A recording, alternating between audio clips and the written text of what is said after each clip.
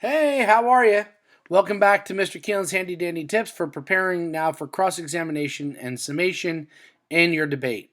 So there's three different areas we're going to talk about. First, when you are questioning your opponent. Second, when you are being questioned by your opponent. And lastly, when you're delivering your closing argument or summation. So here's some tips for when you are questioning. One, the more the better. You have to have a lot of questions ready for your opponent. You probably won't get to ask all those questions, and that's okay. That's okay.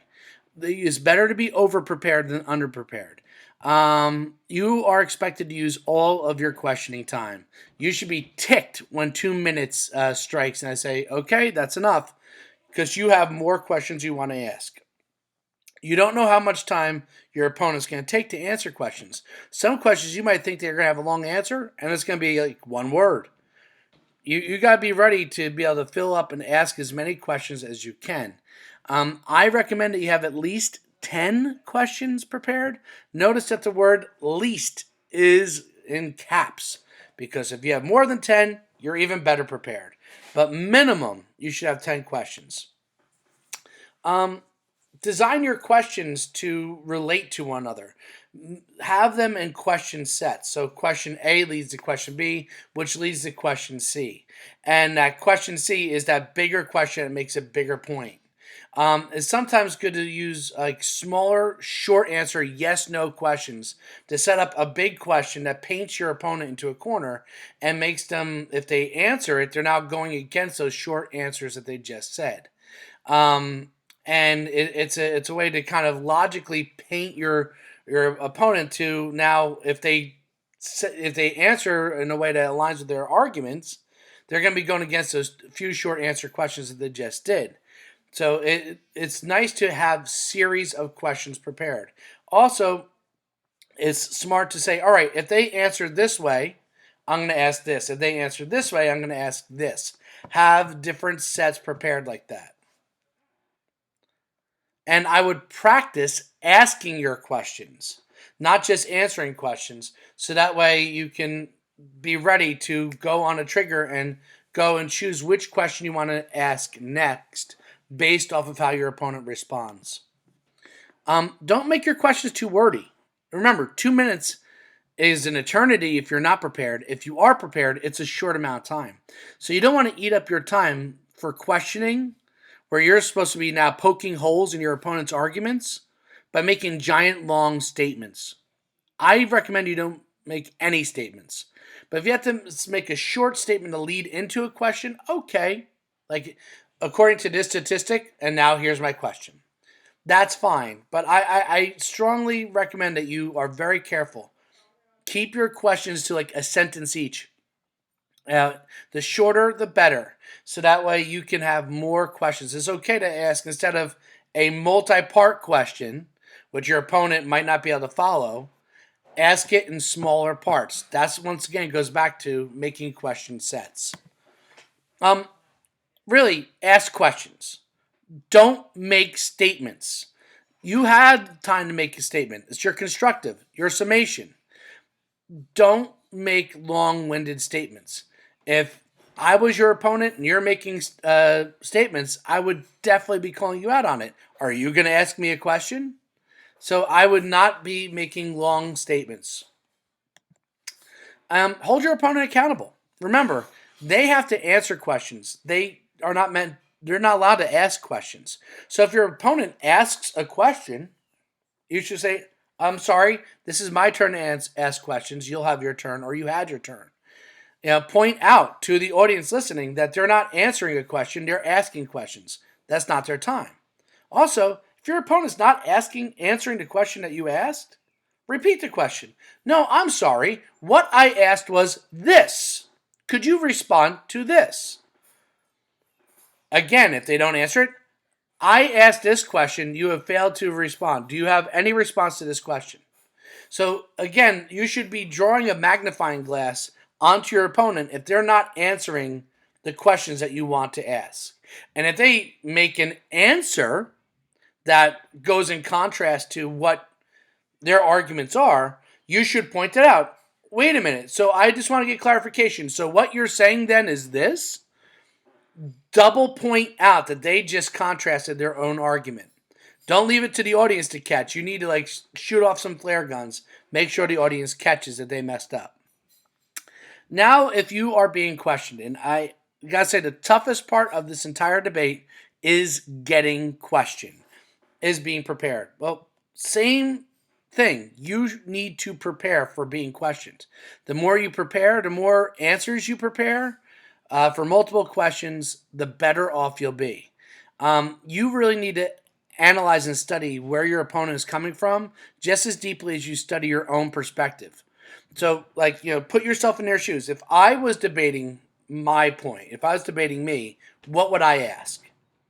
So this way you can be prepared for that. And then you should be practicing responding to those questions. Hey, mom, dad, sibling, person on FaceTime, ask me these questions, and then I'm going to practice responding to them. Responding to questions powerfully and effectively is where you win debates. Again, I would shoot for having at least 10 question and response sets set up. But again, at least. You can respond more. The more prepared you are, the better you will do. Do not answer a question with a question. You must respond to a question with an answer, with a statement.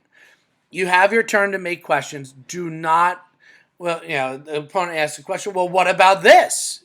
You can't go and respond with a question. And you want to, trust me, it's easy to respond to a question with a counter question. But in this format, you can't do that. Save any counterpoints, counter punches that you want to have for either when it's your turn to question or for your summation. That's why, again, you should take notes during the debate. If you're not sure on what they're asking, ask them to repeat or reword the question. You don't want to respond to something that didn't make sense to you. So it's okay to say something along that. So what you're asking is to try to get clarity on what they're asking. And also, if you're not sure what to answer yet, asking something like that gives you more time to think of an answer. It's a cheat. Shh, don't tell anybody I told you. Keep your argument in mind. Your opponent's job is to try to trick you into disagreeing with your own argument, to make a contrasting point to what you've already said. So if you do this, you're essentially saying that your argument is wrong. If you agree with them on a point, you're going against your argument. You're basically saying to the audience, yeah, everything I just said was a lie. So you really have to be careful about your answers and make sure you're relating it back to what your points were in the debate. And just like the questioner, you need to hold your opponent accountable. Don't let them make long-winded statements. If they do, point out, oh, are you going to ask a question? Please ask a question. Are you making statements? I thought you made your speech. It might seem rude, but again, you need to show the opponent that they're not doing their job. If your opponent doesn't use all their time to ask questions, that's bonus for you. You can just say, well, since you have no more questions, I'd like to expand on this point, and this point, and this point. Take advantage of this. If your opponent leaves you with 30 seconds without a question, that's 30 extra seconds on your constructive. Add to it. Build it. Lastly, tips for your summation. Your closing argument. Basically, your summation is you rephrasing your constructive. So keep the constructive in mind. Hopefully in the beginning of this process, you made an outline of what your thesis and key points are. That outline is a great thing to use for your summation. Anytime I have to debate, I just have a bulleted list of what my main points were, and I go and use that on my summation. I don't need to give a lot of detail. I need to just say, all right, I have proven this, I have proven this, I have proven this. It's an opportunity for you to demonstrate to your audience that you proved that thesis, that you proved those supporting arguments. And that's why that outline is a good idea. It has been proven that, boom. It has been proven that this. The evidence shows this. You don't need to get into as much detail. You just want to refresh what those main ideas were. This is not the time to start bringing in new ideas and new arguments unless it connects to the previous debate, into the cross examination or something that you want to clarify more and the need for doing a counter argument. The summation is an ideal time for you to make an emotional connection. This is when I personally would use a narrative, a story to close out a debate, to leave your audience like emotionally connected and caring about your argument right before they're about to vote, right before they're about to make a decision on whether you are right or wrong. Powerful quote also is something that you can use here. Again, tying your argument to the words of an expert or a famous person of respect. Lastly, one of the best ways to have a good summation is to have a good debate. And that means that you, throughout the debate, are taking notes and keeping notes on what your opponent has said. When there are moments that you're able to get your opponents to agree with your argument, to go against your own argument, you want to remind the audience of these points in your summation. Even my own opponent agrees. Boom. If you can show ways that your opponent agreed with your own argument, it's really hard for anybody to vote against you.